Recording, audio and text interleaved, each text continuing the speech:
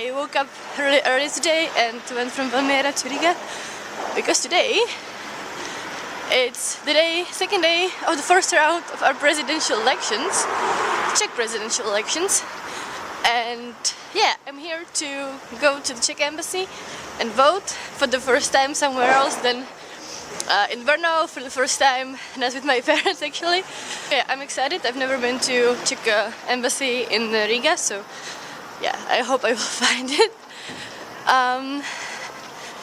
And yeah, that's basically it. I just wanted to film this, you know, show you the Czech embassy, show myself the Czech embassy, and then I probably will go to some sports shops because I need some things to, you know, do sports and stuff. And it's actually a very beautiful day. It's sun. See that thing? That sun. Not very much here in Latvia, so it's kind of weird. My eyes are a bit not used to that. I think I need to check my Google Maps if I'm lost or not yet. I'm on my way. I think I found the right street. It's the Elizabethsiela, and the address of the Czech embassy is Elizabethsiela 29, Div Desmit Devini. But first, I'm just walking past this park, which is near the Freedom Monument, and I realized I've been here many times now, like 4 or 5 times, and I've actually never went into this beautiful church that you cannot see because it's right in front of me right now. So yeah, I'm not going to film inside the church because I don't like to do that, but look at the church. It's very nice, no? I think so. I hope you can see it though. So I just came out of the cathedral, the beautiful church. It's Orthodox church, so it was very colorful and yeah, a lot of, you know, Byzantine style pictures, like paintings on the walls. But it was very, very beautiful. And I'm walking to the embassy now, but then I stepped by this sculpture because I don't know if you can see it, hopefully, yeah. But it's actually a sculpture that I was like, okay, it looks like Napoleon. Why do we have Napoleon in Riga? And so I went to check it out, and actually it's not Napoleon. There is something information here, you know, about him. So I'm going to read it because I don't remember it exactly correctly. So, but it's not Napoleon, and it's so not Napoleon. So the guy is Michael Barclay the Tall. He was like Scottish. His family was Scottish, but they settled around Riga and the Valka region, which is actually very close to Valmiera. It's on the border between Latvia and Estonia, and they settled there in the 17th century, and then like they took part in the government and stuff while it was still Russia, and he was a soldier. He was a very good soldier, very good strategic guy. And actually he was one of the how they are called, commanders of the Russian army when Napoleon invaded Russia, and he came out with this plan of like how to keep him out, or at least slow him down. And basically he is one of the people that made him made Napoleon fail in trying to conquer Russia, because he slowed him down, and then Napoleon, as you probably know, occupied Moscow, but then he had to retreat because, you know, winter is very hard here. So yeah, and then also what's interesting is that he was very good commander, but during the Napoleon war, there were some people who said, yeah, well, his plan is, you know, cowardly, and also, you know, what's worse, he's not Russian. So actually he was he was called off, and but then the people who were there after him, they carried out his plan, they continued in his plan, and that led to defeat of Napoleon. And then he was rehabilitated, and he led the whole Russian-Prussian army to Paris, and then, you know, conquered Paris, or like entered Paris, and made Napoleon sign all the deals that he did at the time. And yeah, I think it's very interesting. Like, he's basically a Scottish person who led like Prussian-Russian army against a French guy. I don't know. History has fun ways to reminding us that nationalities don't really matter that much, I think. So yeah, Michael Barclay de Tolly. And there was like a lot of other things about him, but I don't want to read it all because that would be very long. And now I'm breaking all the Latvian rules by walking on the grass.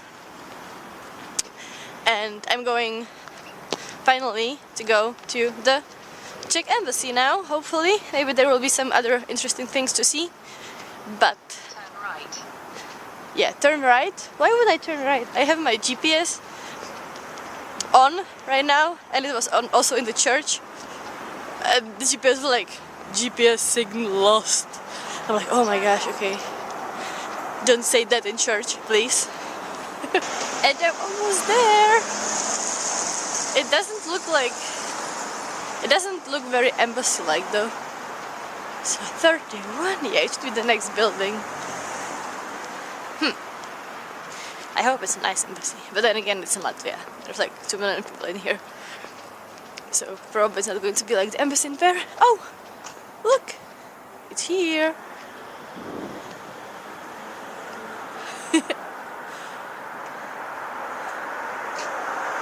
So it says Velvyslanectví České republiky. Yeah. Čechy as Republika Zvěstnieciba. Yeah, sorry for the pronunciation. So I'm going to go in there. I don't want to film because then people are going to be like all uneasy and stuff. But yeah, about to cast in my vote. It's done. Public duty, voting, you know. So I think in these elections, for most of the people, or okay, not most of the people, we're going to see how many people, but for a lot of people that I know, it's very important that the current president is not the future president too. But yeah, we are going to see. I think I chose the best from the 9 candidates right now, and in the next round we're going to see. I have to say that it's very, I mean, it's nice to see that there are people from our country representing your country here too, you know, on the embassy, and they were super nice, and I'm going to obviously see them in 2 weeks again because for the second round. And yeah, they asked me to give them my email address, so I probably will get some invitations for some events if they're going to happen. Czech embassy, and yeah, it's cool that I'm going to know more about what's happening with Czech people in Latvia, because so far I think I met one Slovak guy and one Czech girl, and then I know about another Czech girl that is in Ventspils, but otherwise I didn't see any Czech people here. And I have to say I am very happy that I got to vote. I was capable of voting because in Czech Republic, if you are not voting in your little city or little part of the city that you legally live, you are a declared citizen, you have to have this voting license. Like, you have to register that you are going to vote somewhere else. And so yeah, I had to do that obviously, but it was kind of complicated because you need to apply for the voting license.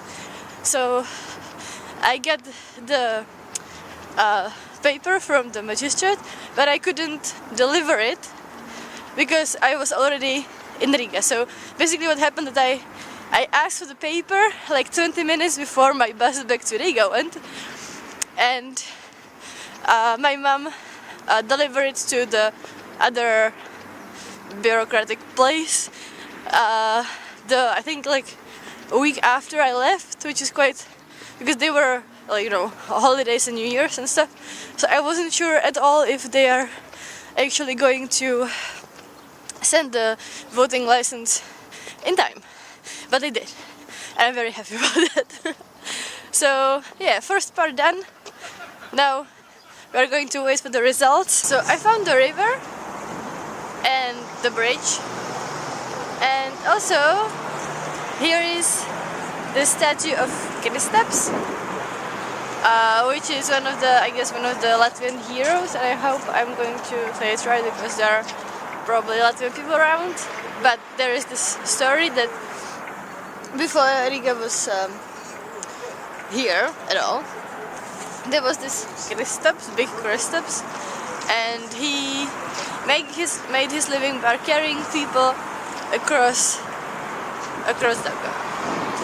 And once he was sleeping on his side of the river, and he heard a child cry from on the other side, and so he immediately woke up, went to fetch the child, and somehow in the middle of the river the child was started to be very heavy, but he actually managed to save the child and carry it to his home. He